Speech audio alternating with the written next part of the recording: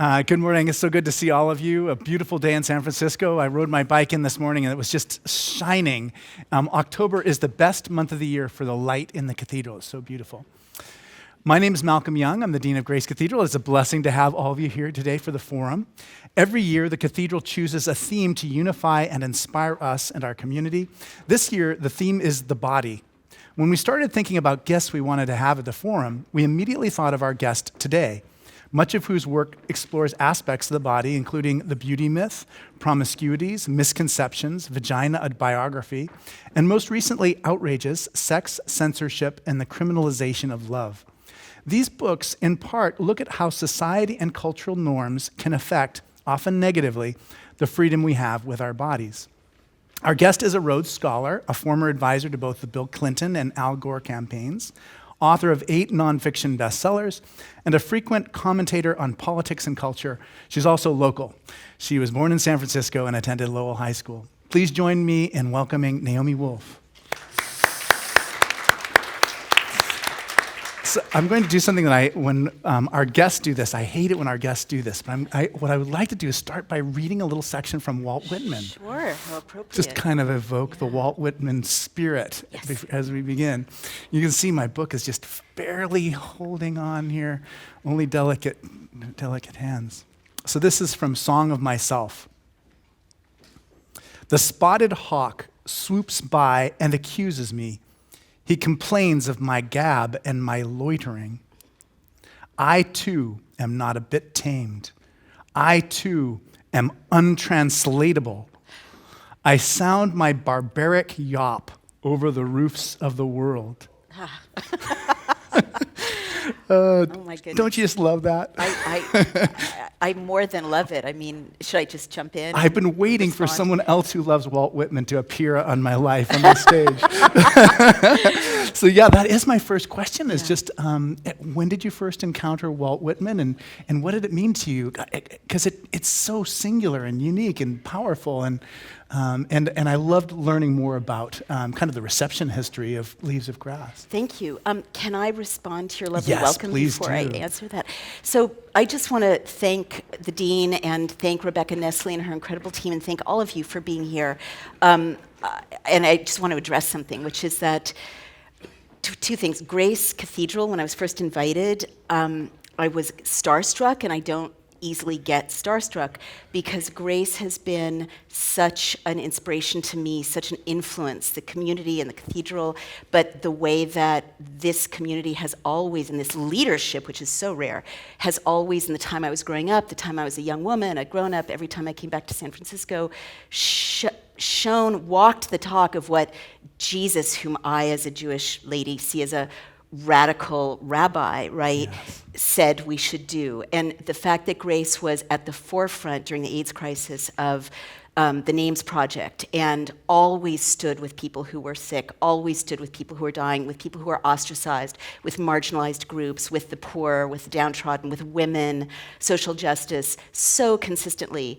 I literally had to stop myself from constantly gushing and bothering Rebecca with how excited I was to be here. And my time here, though brief, has shown me that everything I've always felt about Grace is true. The other thing I want to address just before we plunge in is that this is kind of an historic gathering for me, and I need to tell you why. The book has been canceled in the United States. There was a press release that came out on the wires about this yesterday. So this basement is literally the only place in North America where you can get this book.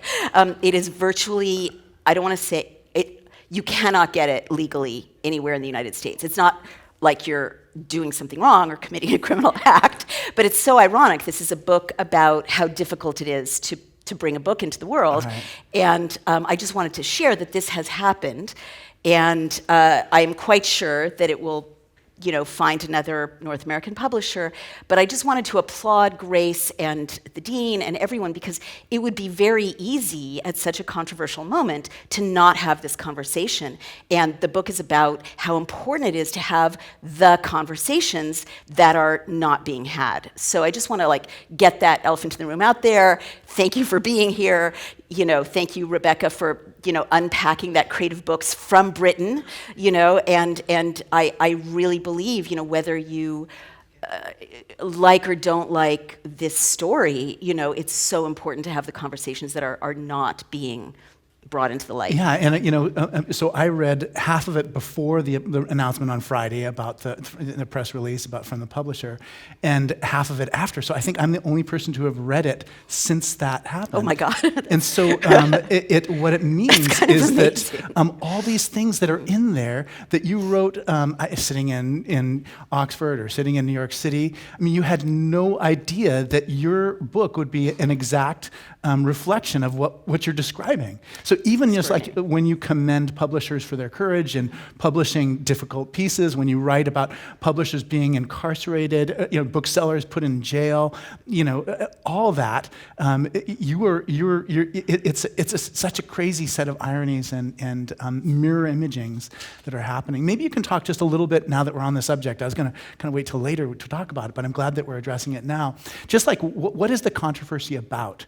I've read the newspaper articles about it, and it just doesn't. It doesn't make sense. It doesn't make sense. It doesn't make sense. I'll do my best to answer that. So I'm not at liberty to say more than the statement about why I parted ways, and they parted ways with me, with my publisher Houghton Mifflin.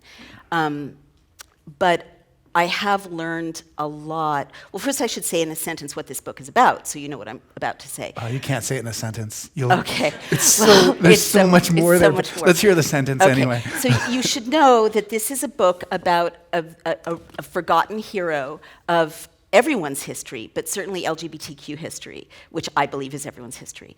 And his name is John Addington Simmons, and he was born in 1840. He died young. But he had the misfortune to be born in Britain in a time when sodomy was a capital offense, and when censorship laws had been basically invented when he was 17 in Britain, kind of the first time a secular government learned how to censor speech in a secular context. And so the combination of multiplying, metastasizing homophobic law, which continued throughout his lifetime in Britain, and influenced other nations. And the metastasizing and expansion of laws against speech, which the dean referred to, which led to the arrests of booksellers, suppression of print runs, confiscation of, destruction of printing presses, a whole history that's not well known. False science about examining people after, who are criminally accused of sodomy. This is also very shocking. There were even, in the 1870s, the growth of a kind of subsection of medicine in which, in criminal trials of men convicted of same-sex sodomitical offenses, these venereologists would actually examine the bodies, like a witch hunt, of the men accused of sodomitical offenses, and there was this mythological kind of medical claim that you could tell who had committed a sodomitical offense by, I won't get too graphic, but by marks, by things on their body, physical exams, which are really a form of torture and are still practiced in homophobic countries to this day that inherit British colonial law. But the sort of big picture is these laws proliferated as this beautiful young man who just was a great romantic and wanted to write poetry, wanted to write about love, wanted to write about the body and about God, right? And his sense of the divinity in all things. He was coming of age as these laws were cracking down on men who loved men. And I fell in love with John Addington Simmons when my thesis advisor at Oxford gave me a collection of his letters. And I was, at that time, the mother of a teenage boy.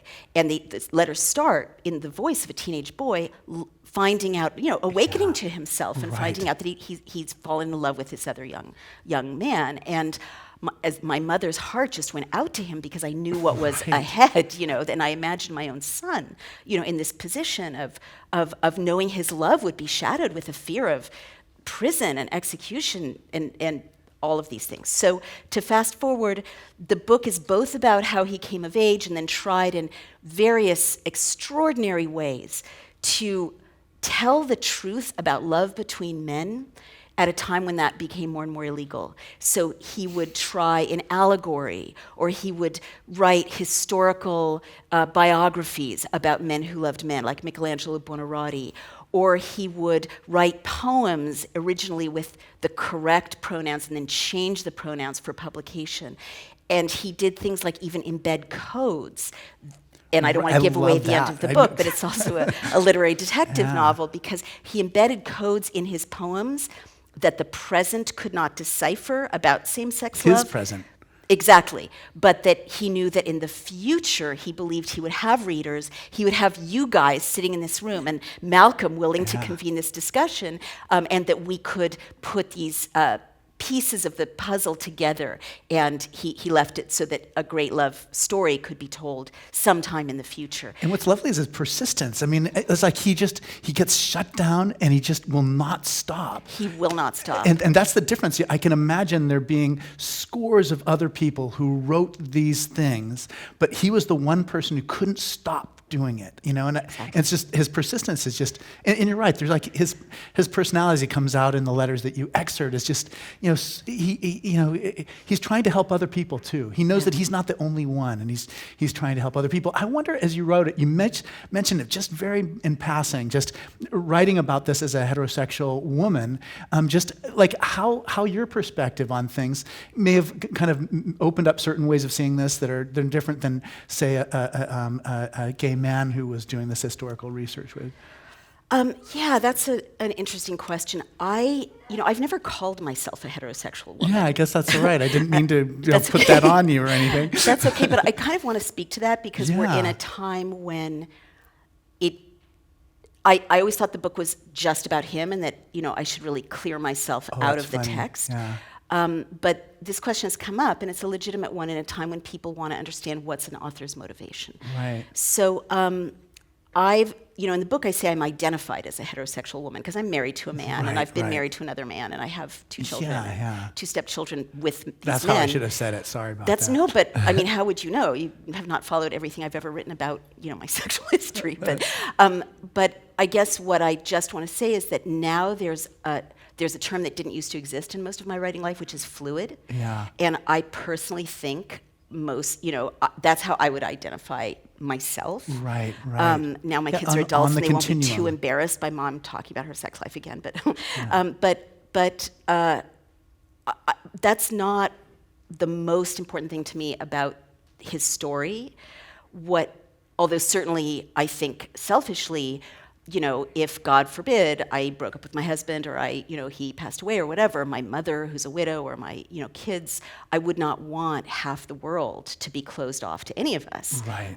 For true love. Yeah. You know, if for me, I felt like it gave a kind of, I mean, it doesn't seem as self-interested as, if I wrote a book about something that was just about me, when you writing and showing interest in it shows that it is something of universal interest. And that's exactly when you said you fell in love with John Addington Simmons. I'm like, I totally fell in love with him. I mean, sense of that sensitivity and that persistence and that desire to help other people. I mean, he's a very admirable person, even just trying to make the most of mistakes that he'd made in his life, and it's very true. But can I just have so much to say about I know, Simmons completely. And this question. But also the other reason he drew me so much, or this story about, as you say, his insistence on, as it got really more and more dangerous, like his friends were being arrested, their careers were being destroyed, things, booksellers were being arrested and spending 2 to 4 months at hard labor. I mean, he was seeing this happen all around him. His career was being derailed over and over. His letters were being passed on to the fellows at Magdalen College when he was trying to get an academic career. Just one kind of derailment and catastrophe after another based on his sexuality. And also, you've got to bear in mind that at this time, most gay men we'd today call gay, which was a term that didn't exist then, married women and had children because there was no other path. And so at this point, he was married to an extraordinary woman. They had a very unusual relationship. I mean, he seemed to have been accepted and loved by his whole family, even though there was part of their life they would never share. He had 4 daughters. They loved him. They championed his voice as a writer about same-sex love after he had passed, or at least one of them did. And so this extraordinary man, the value of the love that he's describing, I also just wanted to finally share, why else it really mattered to me to tell this story. We tend in a post-sexological age to think about sexual identity just in the context of sexuality, right? Right. But that's an innovation. Yeah, that's true. And this book kind of tells how that came to be. At the end of his life, Simmons wrote the first gay rights manifesto in English, Yeah. A Problem in Modern Ethics, and that kind of evolved into sexual inversion, which became this widespread movement called sexology, which we inherit, which is how we see the world now, which looks at sexual variation as a natural continuum. But it's focused on what people do in bed. Right. But his life, and Whitman's too, and Whitman was a great interlocutor with him. They had a love affair, kind of, though they never met, through letters over the course of decades.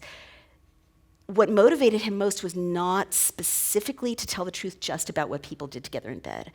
He really wanted to write about love. And I guess I also have to share, in addition to saying, it's not that simple, what is heterosexuality, et cetera.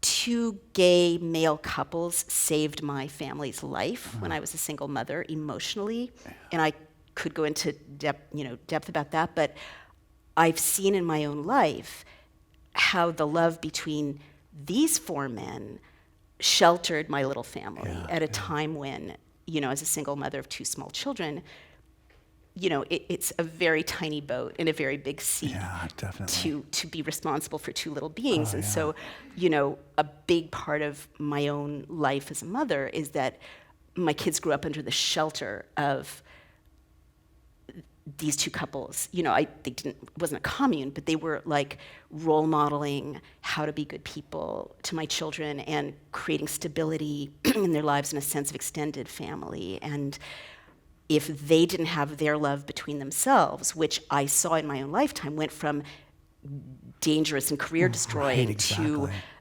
one couple's married, accepted, settled, accepted by our own society.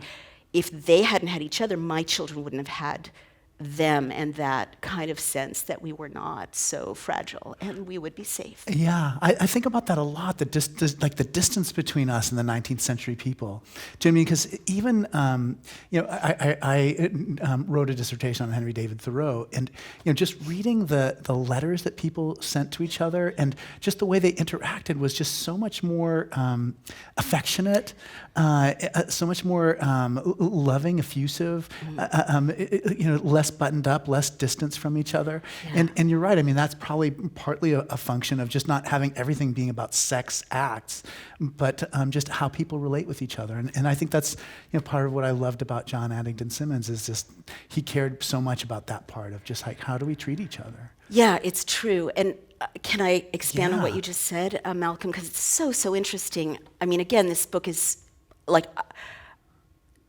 men who identify as heterosexual have gotten so much from reading about this book, because ways that straight men have had to suppress affection, emotional attachment for other men, touching other men, as well as a whole range of human reactions and experiences, dates from this period when the idea was kind of invented that these behaviors were not manly. And it was a whole range of things. Well, I just think of visiting my friend in Africa. We hold hands when we're walking and talking. It was like, his way of getting my attention. You're literally listening to me on this part of the story. Wow. And you're right. I mean, it's just like behavior that's gone. And it's totally the way Walt Whitman related to the world, is the way Henry David Thoreau did. It's why Henry Thoreau and Emerson, there's so much tension in the relationship. It was just like, how do you navigate? How affectionate are we? How much do we care for each other? Absolutely. And what Malcolm is describing is this section of the book where I talk about what a vast range of, not just for men with men, but women with women, a vast range of physical intimacy and emotional intimacy people used to have before this rigid binary got constructed legally, especially in the 1860s and 1870s. And you see it, Abraham Lincoln, which... I mean, this is a book that talks about Abraham Lincoln sleeping in bed with, a man for whom he loved very deeply, and it was a primary relationship. I speculate about whether there are many things that are controversial, I suppose, in this book, and I don't know of another detailed exploration. I know Larry Kramer even fictionalizing Moby that got Dick. I mean, hammered, the narrator in Moby Dick is sleeping in another bed with another man, and there's all these like very sexual innuendo throughout the book. I mean, that's another thing too, to think of Leaves of Grass could come out into the world, and then actually people are trying to put it back in the closet again. Exactly. That's what was. Well, and I want to chime in that. So in America, there were not, when Whitman wrote Leaves of Grass in 1855, there weren't laws against a lot of sexual acts that men could do with men. There weren't. They were not illegal. And there was no federal law about what we would call homosexual acts at all. So the things that Whitman describes pretty clearly, fellatio, mutual masturbation, just all kinds of intimacy, and he's very clear saying, my comrade, the man who loves me, the man whose hand I hold, we lovers together, super clear. And by the way, the Whitman you read in college or high school is not the very graphic, original, uncensored Whitman who is in these pages. That was just life, right? It was just life. Men hugged each other, like Whitman describes these men about to set sail. One of them is about to take a journey on a ship, and they're parting, and one is, falling onto the breast of the other man is holding him, and it's just a public scene that's totally commonplace. And the same thing where he describes, and I talk about this at the end of the book, himself, the narrator, with his lover, sitting quietly in a city park holding hands, just being totally satisfied. And you think of that as a scene from like the last 5 or 10 years, but it was before modern homophobic law and discourse was codified, right? I mean, there have been laws against sodomy since 1533 in Britain. But at the time that Whitman wrote, as you say, men could love each other, right, with so much freedom, because the state hadn't gotten around to criminalizing so much that we now see as criminal. And so going over to Britain, Leaves of Grass was a revelation to Simmons when he read it as a tormented, what we would say gay man in his 20s. He was 26 years old when a friend of his at Cambridge handed him Leaves of Grass, because at this point it was being handed around like a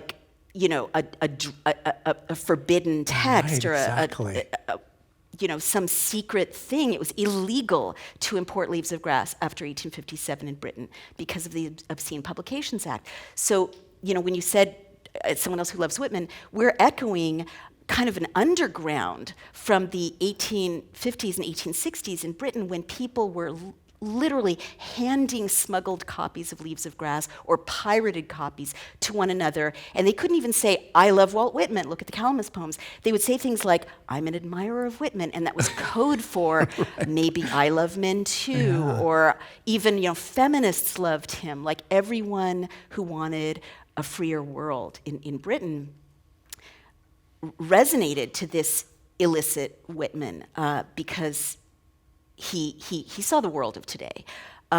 So that's just a way of validating, what a breath of fresh air it was. Exactly, and how hard it would be to have it be gone again. Exactly. One of the interesting things for me is I look at our church, and I think the reason why we're making more progress on LGBTQ plus issues is because we started ordaining women. I just don't think that we would have gone as far as we did if women weren't part of the culture, if we still had that kind of male-dominated culture in the clergy. And so in my experience, in my lifetime, feminism is kind of accelerated the realization of LGBTQ plus rights. That's interesting. In the 19th century, you talk a little bit about, it's like a little bit more convoluted, the relation between feminism and what was happening to gay people. And I wonder if you can talk about that a little bit, because Sure. I thought it was an interesting element, even though it wasn't a major part of the... It's very interesting, Malcolm, that you describe the evolution in your denomination that way. Would it not also be the case that the LGBTQ movement supported the ordination of women? Yeah, I would totally think so. Yeah, exactly. So in the late 1960s, we had a young man who basically got up into the pulpit. He was supposed to read the second letter of the Corinthians, and he said he read a statement about how important it was to love and affirm gay people. And it was a very powerful moment in our church life. And you're right, it certainly was part of that culture that brought into being women's ordination. I have to say, I have never had a moment like Friday night here at Grace Cathedral when a Jewish guy Right.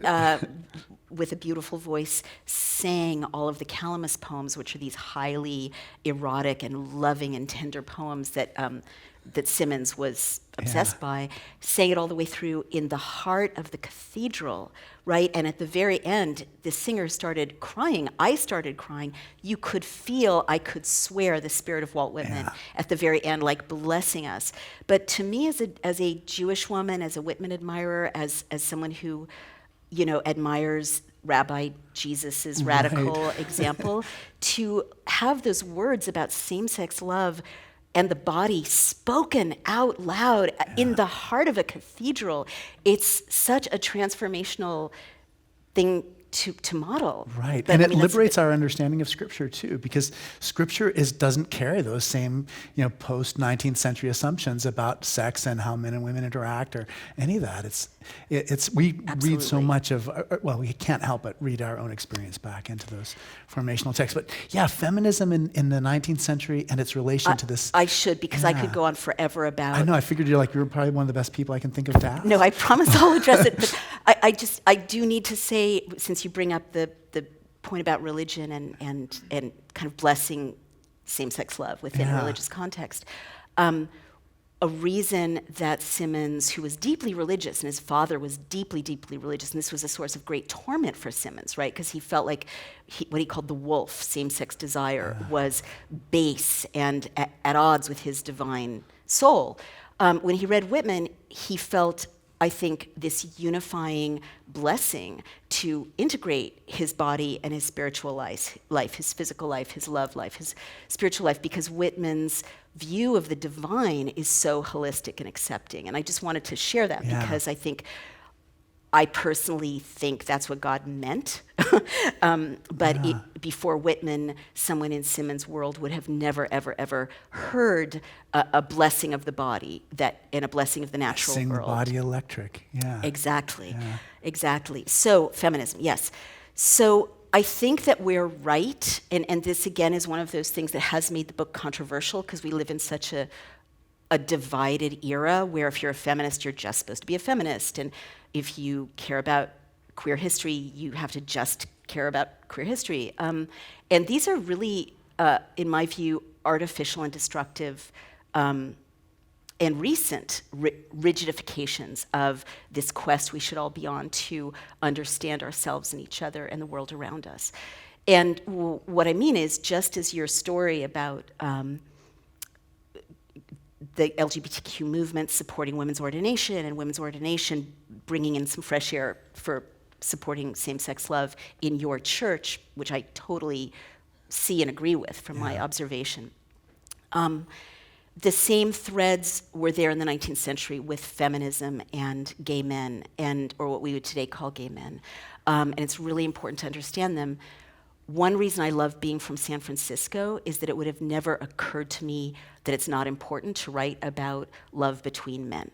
And what's really weird for me, being outside of San Francisco, is people ask questions like, well, you're a feminist, why is this an important subject for you?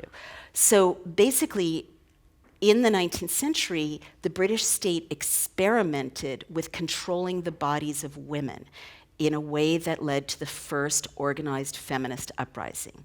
What the British state was doing in the 1860s is that, and I think that my theory in this book, as in many of my books, is that a lot of this was about innovating methods of social control at a time when people were being empowered in new ways, right? Literacy, childhood education, laws protecting workers, early forms of unionization, the Chartist movement, the example of the French Revolution. The elites in Britain were being destabilized, right? The Indian uprising overseas in 1857, there was a lot of clamoring for equality and equal rights. And women were, the first generation of middle-class literate women were coming of age, and that is very destabilizing if you've been keeping everyone under wraps. So, in the face of all this movement, the British state really used sexuality and speech laws to invent new ways to control populations that are so effective that we take them for granted now as what a state does. Yeah. We barely question them. But they were inventions. So we no longer ask what right does the state have to monitor speech at all. I mean, vestigially in America we do because of the First Amendment, but in Britain they've stopped even asking that question. The state monitors speech. But that was invented in the 19th century as a secular task for the state. We no longer ask what role, why should the state have anything to say about abortion at all, right? It's not the state's business. We tend to say, well, is it this month or that month that the state will say it's okay for me to do this with my body? So, but the state getting so inside your body, right? And I would say the AIDS crisis is another great example of the state deciding, what should be done with people or who should live and who should die and so on. These ways of getting inside your private home, inside your body, looking at who you're sleeping with in your bed, right? The whole discussion right now about trans rights in Britain, which is appalling, which we don't even have to detour to that, but the whole question that the state has any right to look into your bedroom at all, that was invented. Okay, God used to have the right to look into your bedroom according to various religions, but the secular state never even claimed that right, let alone the other rights I'm talking about to monitor speech and so on, till the 1850s. So where I'm going with that is, in the 1860s, they started to pass laws called the Contagious Diseases Acts to arrest women who in port towns in Britain, whom they saw as possibly looking like sex workers because of worries about venereal disease among the military. But you know what happens when the state decides that it gets to say who looks like a whore, right? They started to, give police officers powers to arrest any woman who was dressed too provocatively or looked like she was having too much fun or was out late with a male companion or even her brother or relative. And so women were being arrested without charge or trial, held for up to 9 months in what were called lock hospitals, and forcibly treated against their will with horrific mercury rubs that made them very sick and poisoned them and sometimes killed them. Of course, their livelihood was ruined. Many of them had children who were left with no one to care for them. It was catastrophic. And so Josephine Butler, one of the very first feminists, organized the first feminist campaign against the Contagious Diseases Acts. And there were also forced vaginal exams, right? Brutal, violent, and sanitary. And that was one of the first feminist triumphs. It actually succeeded after years and years of acts after acts. Finally, they were repealed. However, the British state saw how effective it was to say, I'm going to claim your body, I'm going to look inside your body, I'm going to say that these acts are illegal, and I'm going to give the state powers to monitor who you're with and punish whom you love.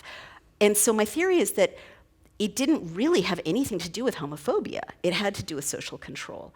That the state figured out a way to use gay men, basically, what we would today call gay men, as exemplars of what the state can do to you and how far its power can go. And it was very serious. And one of the controversies, you asked about the controversy, one of the controversies is just how severe was the state's persecution of gay men. And I can't speculate directly about all the reasons there may have been such a controversy about this book, which everyone who's read it says, I don't get it, this book is a love story. But I can tell you that since I've been on the road with this book and more scholarship has emerged about this issue, because a lot of historians are looking at this question now, there is a concentrated whitewashing in the media right now of how severe the persecution of gay men was in the 19th century. A concentrated whitewashing of established documentation of executions. So, and worse, of arrests, very widespread arrests. So the controversy in my case is that, and I want to tell you transparently in case you buy this book, on page 71 and 72, I got 2 cases wrong. I thought 2 people were executed. Research has later emerged, I was wrong, they were not executed. They were sentenced to hard labor. However, in my book tour, I said that that dozens of men had been executed in the 19th century. This was misquoted as dozens of men had been executed in the Victorian period, which I didn't say. But then there was a huge global viral wrong report that I had said that dozens of men had been executed and they hadn't. Well, that is not true. In fact, the parliamentary papers, H.G. Cox, Nameless Offenses, Charles Upchurch, Graham Robb, the most respected historians of this period, confirm clearly 55 men were executed before 1835 in Britain for sodomitical offenses. And if anything, H.G. Cox, who's one of my readers for the next edition, says, I've underreported the persecution of gay men in the 19th century. There were 8,000 arrests in the 19th century for sodomitical offenses that range well, because the around rules all changed the about what counted as a sodomitical offense.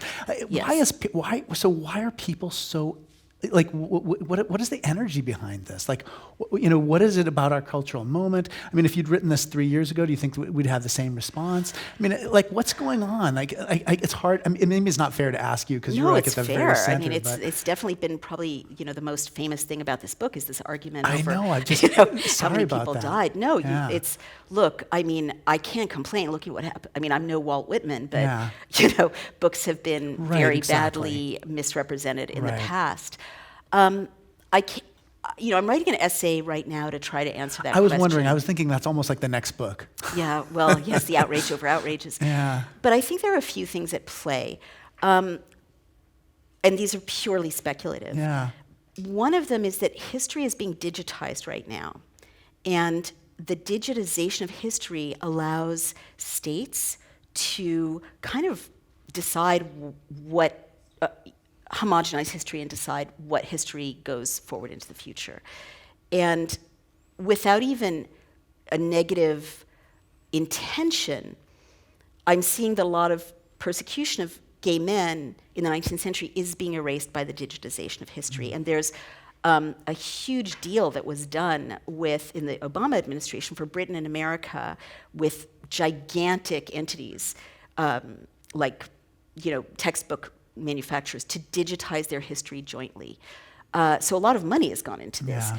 And I do know that the Proceedings of the Old Bailey, which are a digitized government-funded version of 19th century prosecutions. Yeah, exactly. And the historians overseeing it are very nice. I met with them. They've been very helpful. But it's a big government-funded effort. And the fact is, when I first did my research with the Proceedings, I got dozens of sentences for various sodomitical offenses. Now you get about 14 executions, right? And many narrower range of sentences.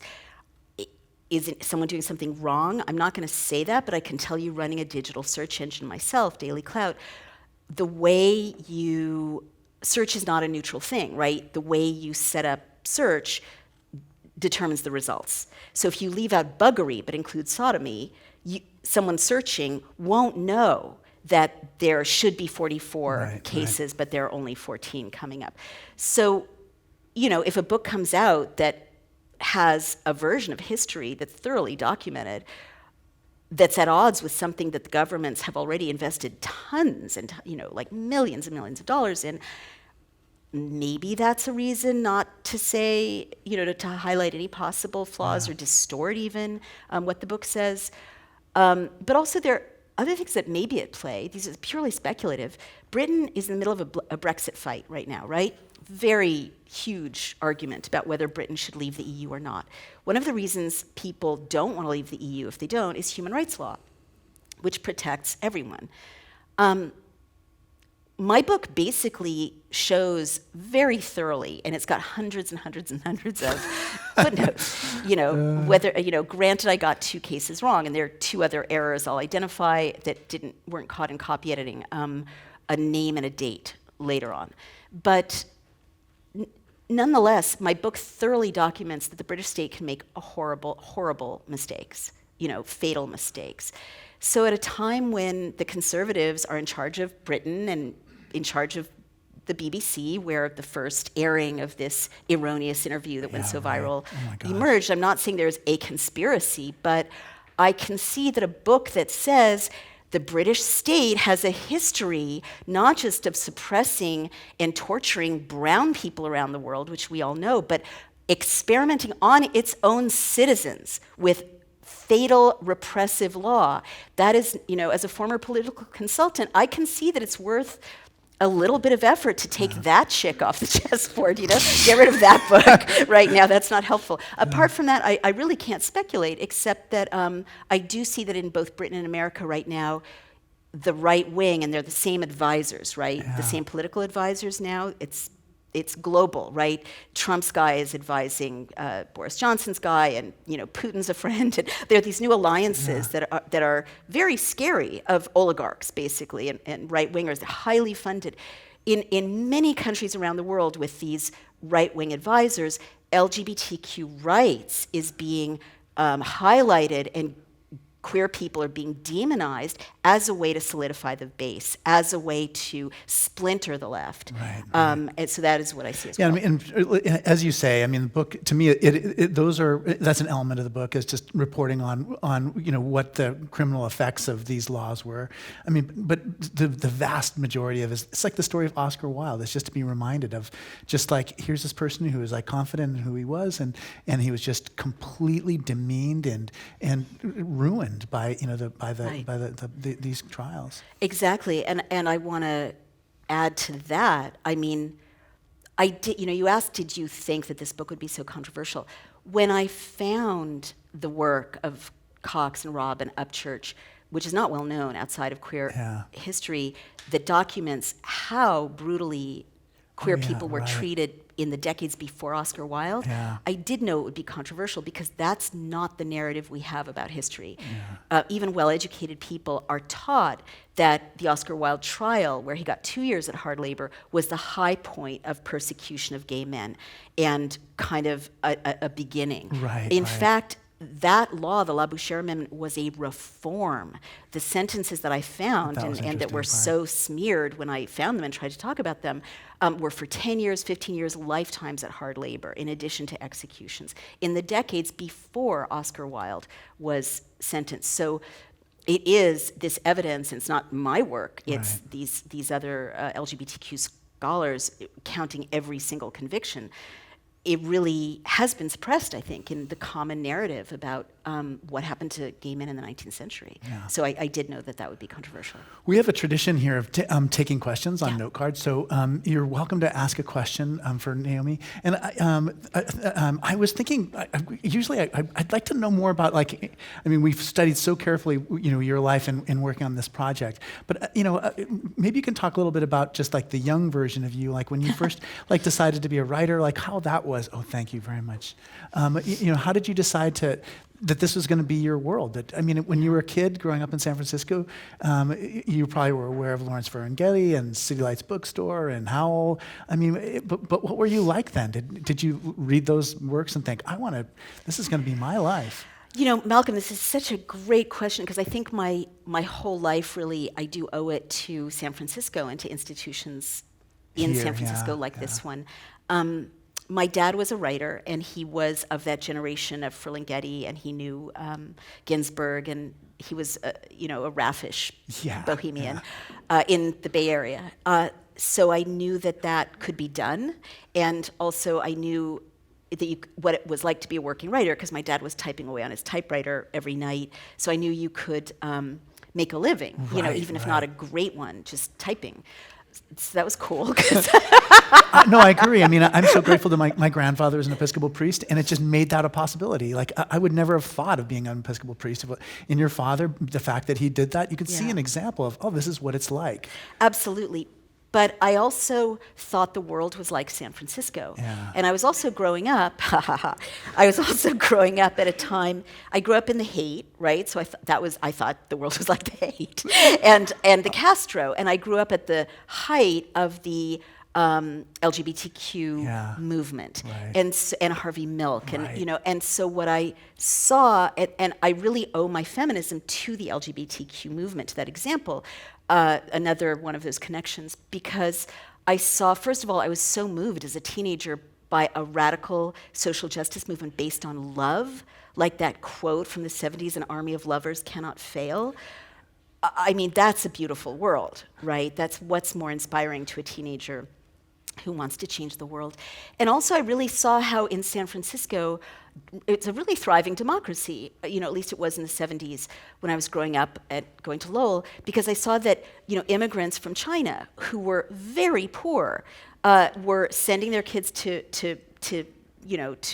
Lowell, and they were going on to Berkeley, and so in one generation, there was this incredible movement, and they were organizing as a big voting bloc in San Francisco, even though they were not wealthy. I saw that, gay and lesbian people and trans people were organizing as a powerful voting bloc, even though they were a little minority. And so, my whole career has also been about citizen grassroots organizing and democracy. I really saw such an inspiring example of people organizing and getting Harvey Milk into a position of leadership, that you could bring your values into civic life. So then when I left San Francisco, and I'd never experienced sexism here, ever, ever, ever.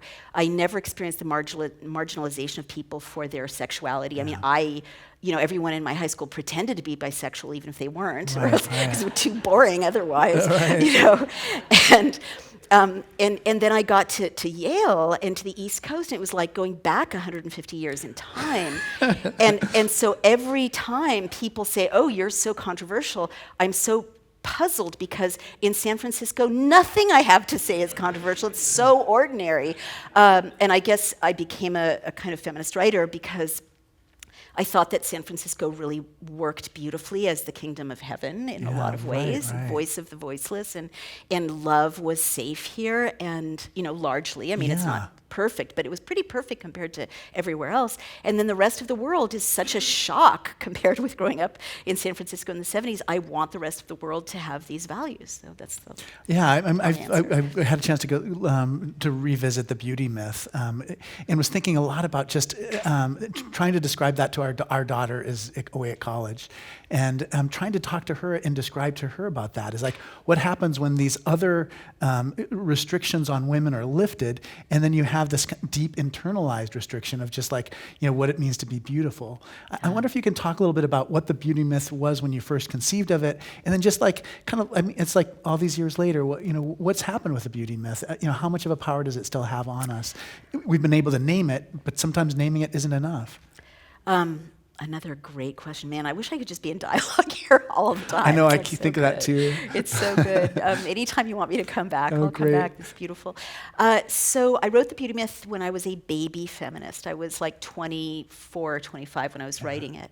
And I was a graduate student, and I wrote it because I went to Yale as an undergraduate, and I saw that this generation of women who should have been like the feistiest and most combative and most politically scary, in a good way, generation of young women ever to walk the earth, because we inherited the gains of second wave feminism. Completely. Overwhelmingly, the women around me, and I'd had anorexia myself as a young teenager, overwhelmingly we were very preoccupied with what we were putting in our bodies, or what we weighed on the scale, or, exercise fixations, women running around the track over and over and over. And so I saw that this was occupying our minds in a way that neutered us politically, made us less of a threat to the existing order than we should be. So, I studied the 19th century, and I saw that every time there was a big push forward, and this, of course, was also the thesis of Betty Friedan's The Feminine Mystique. Every time there's a big push forward, women become literate, there's a big push backward with a beauty ideal, or with an ideal of femininity that's rigid. In the 50s and early 60s was the ideal of the perfect housewife. So I saw that this had just revamped itself, the thinness of the ideal, and the youth of the ideal, and the artificialness and the airbrushedness of the ideal, which was so unattainable, was a way to keep us off balance at a time when women should have been much, so politically threatening. So that's why I wrote that. Yeah, and then what about just how things have changed since then too? I love too. There's like a little section in there that you probably don't remember because it's old news for you. But it said it was about saying, if you're putting up on makeup because you just love makeup, that's one thing. But if you're like feel this compulsion to always be looking good, then that's a damaging thing. And I wonder if how much that compulsion is with us. More so, less. I guess that part of it's the technology's changed, hasn't it? In terms of just like social media means that there are a lot more images of us that are constantly we're broadcasting out into that world, and maybe that's amplified the beauty myth dynamic. Yeah, I mean, some things have gotten much better and some things have gotten much worse, and it's a question that people ask me a lot, understandably, because the beauty myth is like, 25 or 30 years old. And so here's what's changed that's much better. It's much more commonly understood that there is a beauty myth and that we are allowed to critique it. Yeah. When I first started out, people were really enthralled to it, like, how dare we even question, we're defective women if we question this quest or think it could be otherwise. I think the body positivity movement has been incredibly important, and Instagram and social media cuts both ways. A lot of young women feel like I have to be perfect all the time, but Instagram also shows us such a broad range of people being kind of displaying themselves and being proud of themselves and such variation. It kind of has broken apart the stranglehold of like Vogue and Cosmo, which were the gatekeepers when I was growing up. Pornography has changed the beauty myth a lot. I mean, you used to have to really hunt out pornography when I was growing up. Get a physical copy of Playboy or Penthouse. Now, of course, it's on everyone's phone from their earliest childhood, practically. And so kids are growing up in a very scary way, seeing sex as what they see on porn sites. And I wrote in Vagina about how dangerous that is literally to our brains, and especially, no disrespect to the male brain, because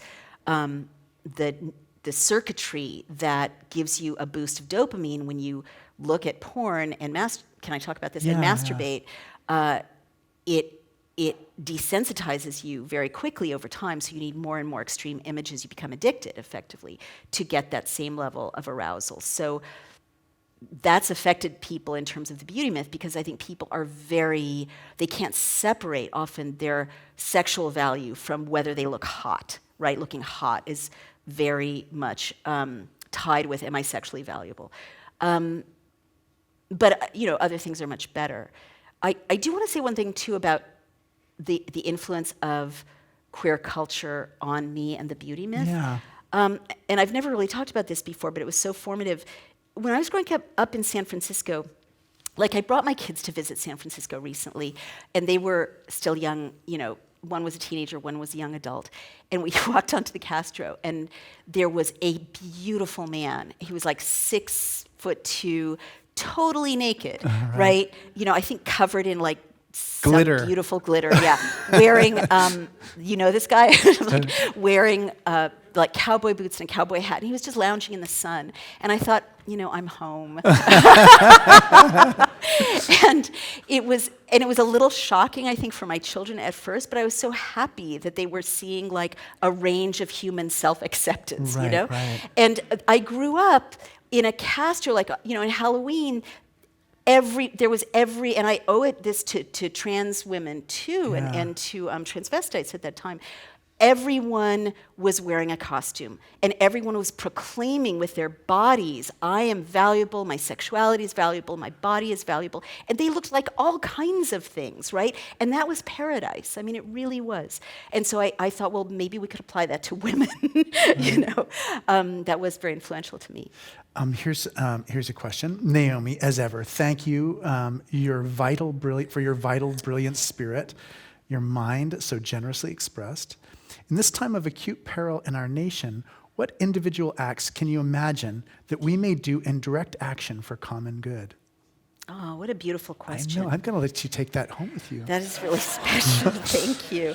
Hopefully they didn't put their email in the back because they might want to get in touch with us. Okay, go. There. Wow, for common You're feeling good. down. Just take that out of Yeah, you. no, that's going up on my pinned above my desk. That is such a good question, and this is why we need fellowship like this Yeah, and definitely. communities like this. Because, like you, I often feel alone, or maybe you don't feel alone because you've got the Grace community, but I feel alone at times because look at what's happening in the world. It seems so overwhelming.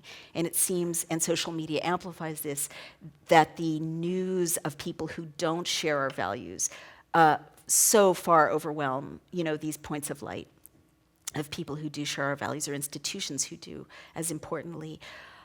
I do believe, from having studied democracies closing and then reopening in a book I wrote called The End of America, I do believe that we have to never lose hope. And the way we are most effective is through grassroots activism. And specifically, what I care about most is our knowing our rights in a democracy and understanding how democracy works. So one of the other project that I give most of my time to now is called Daily Clout. And I'm sharing this because you can use it for your own lobbying. It's digitized democracy, so you can search any state or federal bill and share it through social media and mobilize your own networks to pass a bill or to criticize a bill or to block a bill. And this is a radical change because I can tell you as a political consultant, they don't want you to read the bills. They don't. We also create blogs and videos that are easy to understand so that you know exactly what's in the tax bill or what's in the Green New Deal, and there's no smoke-filled rooms. So I encourage you to use that. And we also explain what is impeachment or what's a resolution, like all of these things in democracies around the world, because democracy is so powerful a thing to give humans, right? And if humans have real access to democracy, good policies evolve organically, right? So in democracies around the world, there's this push to make it look like a democracy, but really to totally obfuscate the act of engaging in it. In Britain, for instance, you can't even find the legislation.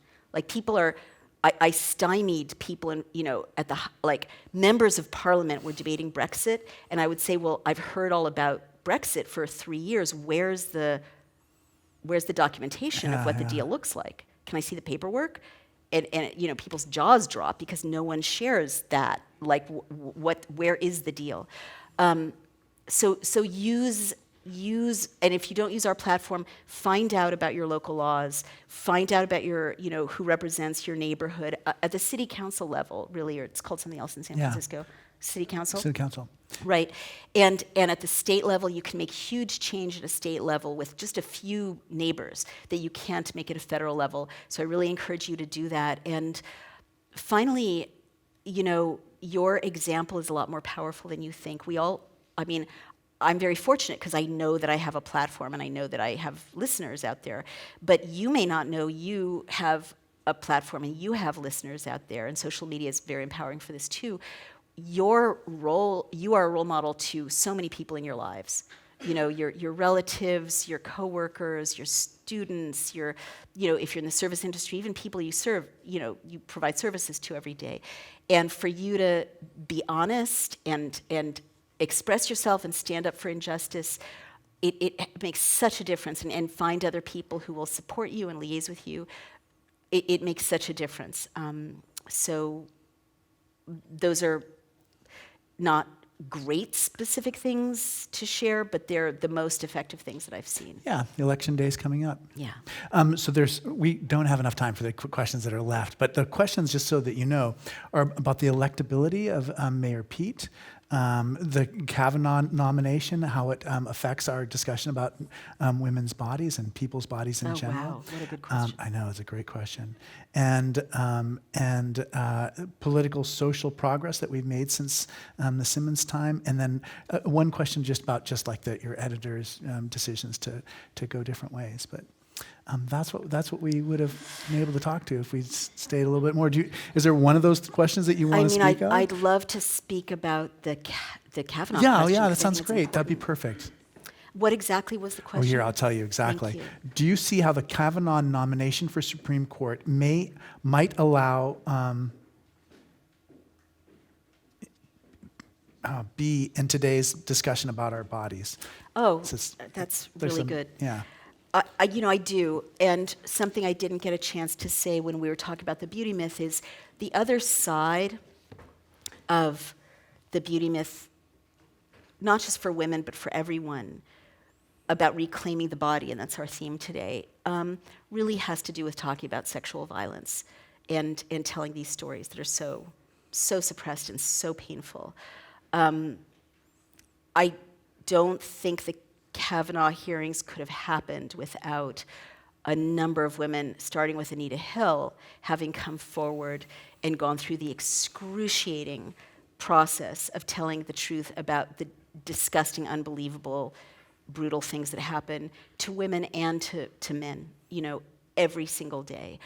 And we're in a time, it's really interesting, I'd love the chance to talk about this from a theological perspective sometime, but we're in a time when all these secrets are emerging and these networks of abusers are being exposed. The Ronan Farrow book, and I have my own experience of having tried for now 20 years, since 2004, to hold Yale accountable for my own having been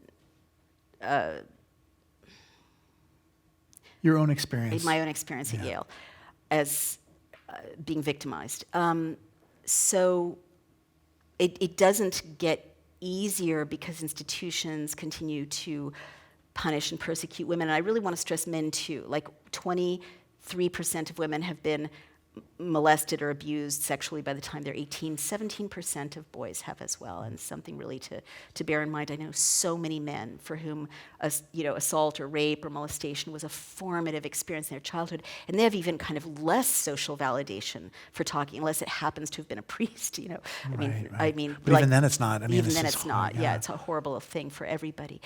But I guess what I want to say is, telling these truths about violations of our body are so important to healing, because women, I'll just speak about women, are made to feel like they're so weird and broken if it happened to them, not just once but twice, or if it happened to them at all, or if they did anything, had a drink, went to that guy's house, whatever. So much guilt, so much of a sense of culpability. And that goes into eating disorders. It goes into punishing our bodies. It goes into blaming our bodies, not being willing to bless our bodies because our bodies betrayed us or brought this unwanted attention upon us, or whatever it is, or carry these secrets. So I firmly feel, I'm just, I've started to talk about this. I was raped as a child by a male babysitter, and which is one reason why getting, abused by my professor 12 years later was so terrifying.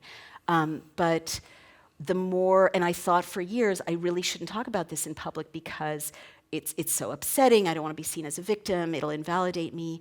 But we're in a time when, I feel as a writer and as a woman, I didn't do anything wrong. It's not my secret. It's not my secret. And that the more I talk about it, A, it validates other people who are carrying around similar stories. And B, I have felt that we heal more in our bodies when this poison is outside of us and we're not accepting this wrong mandate from society to carry these secrets that do not belong to us. So I just want to, and I think that, again, the fight for queer rights is so connected to this, because these men were told there is something wrong with your body and your love and the things you do with your body that are so intimate and personal, the way you express your love. I mean, how damaging is that? And it's so on a spectrum of how women are shamed if their body, in their bodies in so many ways. And so to end happily, Whitman said we should bless all of it, all of our bodies, all of our love, and reject people who try to damage us. And I thank Whitman, and I thank you, and I thank Grace community for being a place of such healing celebration of the body and the soul. Yeah, definitely. We're so grateful that you came in, as I said. let's see my final remarks. Please join me next week when our guest will be Alonzo King, the internationally celebrated choreographer and the Cathedral's 2019 Artist in Residence. He'll be talking about how dance moves from idea to performance as he joins us during the rehearsals for the original work he's creating for us, which his company Lines Ballet will be performing here in February. You're welcome to join us for the 11 o'clock service immediately after this. If you'd like to make a gift for the forum, we have the little glass box back there. And I'm just so glad that you came in. I'm so glad that we had this chance to talk today, because I know I'm going to have a zillion other questions, but we'll just have to save those for next time. We're so glad that you made this part of your time out west. I'm so grateful to you, and if anyone wants to, reach out with more questions, I'm always reachable. I don't want to not be part of this community now, so you can reach me online, and I'd love to help Grace in any way I can going forward. Great. Thank you. Thank you so much.